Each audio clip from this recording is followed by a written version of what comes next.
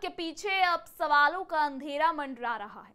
क्या जैकलीन फर्नांडिस सिर्फ एक मासूम शिकार है या करोड़ों की मनी लॉन्ड्रिंग की कहानी में एक अहम किरदार?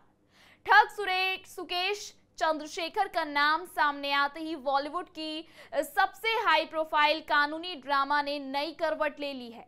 गिफ्ट्स, हीरे, लग्जरी कारें और अफेयर के दावों के बीच सच्चाई अब भी धुंध में छिपी है। दिल्ली हाईकोर्ट ने जैकलीन की राहत याचिका को खारिज कर दिया है, लेकिन इस फैसले ने एक और बड़ा सवाल खड़ा कर दिया है कि जैकलीन सही में फंस गई है या वो इस पूरे खेल की एक साइलेंट प्लेयर थी। सस्पेंस गहरा है, दांव 200 करोड़ का है। बताते हैं आपको पूरी खबर, लेकिन उससे पहले आयन भारत डिजिटल को सब्सक्राइब कर दीजिए। नमस्कार, स्वागत है आप सबका आयन भारत डिजिटल पर। मैं हूं आपके साथ तनीषा भारद्वाज। बॉलीवुड की चमक धमक भरी दुनिया के पीछे एक बार फिर विवादों का साया मंडरा रहा है। अभिनेत्री जैकलीन फर्नांडिस, जो अपनी खूबसूरती और अभिनय से करोड़ों दिलों पर राज करती हैं, अब 200 करोड़ रुपए की मनी लॉन्ड्रिंग केस में उलझती नजर आ रही हैं। दिल्ली हाईकोर्ट ने उनकी उस याचिका को खारिज कर दिया है जिसमें उन्होंने ईडी द्वारा दर्ज एफआईआर को रद्द करने की मांग की थी। जैकलीन ने खुद को निर्दोष बताते हुए कहा था कि उनका ना तो मनी लॉन्ड्रिंग से कोई लेना देना है और ना ही वह सुकेश चंद्रशेखर के साथ किसी भी प्रकार के रिश्ते में थी। लेकिन कोर्ट का रुख सख्त रहा और अब उन्हें कानूनी प्रक्रिया का सामना करना होगा। पूरा मामला बेहद पेचीदा है। इस केस की जड़ें ईओडब्ल्यू की उस शिकायत से जुड़ी हैं जिसमें ठग सुकेश चंद्रशेखर पर रेलिगेयर एंटरप्राइजेस के पूर्व प्रमोटर शिवेंद्र मोहन सिंह की पत्नी अदिति सिंह से 200 करोड़ की ठगी का आरोप लगा। जांच में पता चला कि सुकेश ने खुद को एक सीनियर सरकारी अधिकारी बताकर अदिति को गुमराह किया और जेल में बंद उनके पति को छुड़ाने का झांसा देकर करोड़ों रुपए ऐंठे। ये पैसा बाद में हवाला और फर्जी कंपनियों के जरिए मनी लॉन्ड्रिंग के लिए इस्तेमाल किया गया।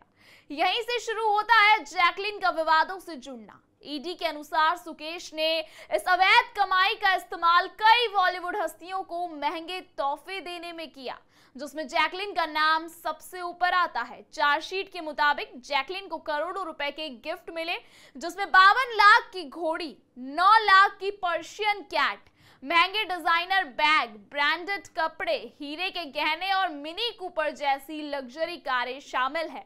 इतना ही नहीं, सुकेश ने उनके परिवार के सदस्यों को भी तोहफे और पैसे भेजे। जैकलीन का कहना है कि उन्हें इस फ्रॉड का कोई अंदाजा नहीं था और उन्होंने जो भी गिफ्ट्स लिए वह सुकेश की असली पहचान जाने बिना थे। दिल्ली हाईकोर्ट ने हालांकि जैकलीन के इन दावों को गंभीरता से नहीं लिया और कहा कि ईडी के पास जांच जारी रखने के पर्याप्त सबूत हैं। कोर्ट का मानना है कि इस केस में अभी कई अहम सवालों के जवाब सामने आने बाकी हैं। ईडी ने जैकलीन के WhatsApp chats, bank transactions, details और गिफ्ट्स की रसीदें कोर्ट में पेश की है। साथ ही दावा किया गया कि सुकेश तिहाड़ जेल में रहते हुए जैकलीन के संपर्क में आए और खुद को एक सरकारी अधिकारी बताकर उसे प्रभावित किया। इस पूरे विवाद का असर जैकलीन के करियर पर भी कहीं ना कहीं पड़ा है। एक और जहां वह हाल ही में हाउसफुल 5 जैसी फिल्मों में नजर आई, वहीं दूसरी और कई ब्रांड्स और प्रोजेक्ट से उन्हें दूरी बनानी पड़ी। उनकी सार्वजनिक छवि पर भी इस मामले का गंभीर प्रभाव पड़ा है और सोशल मीडिया पर लगातार उनकी आलोचना की जा रही है। अब सबसे बड़ा सवाल यही है कि जैकलीन वास्तव में एक मासूम शिकार है जो सुकेश की चालों में फंस गई है या फिर वह इस पूरे खेल का हिस्सा थी। सच्चाई क्या है, इसका फैसला कोर्ट करेगा, लेकिन इतना तय है कि यह मामला अभी खत्म नहीं हुआ है। आने वाले समय में जब अदालत में सबूत और गवाह पेश होंगे तभी इस हाई प्रोफाइल केस की असली चेहरा सामने आएगा। तब तक जैकलीन को कानूनी लड़ाई में हर मोर्चे पर खुद को सही साबित करने की कोशिश करनी पड़ेगी। फिलहाल इस खबर में इतना ही। इस खबर पर आप क्या राय रखते हैं? आपके हिसाब से कौन सही है, कौन गलत है? कमेंट सेक्शन में हमें जरूर बताइएगा। देश और दुनिया की तमाम बड़ी खबरों को लगातार देखने के लिए बने रहिए आयन भारत डिजिटल के साथ।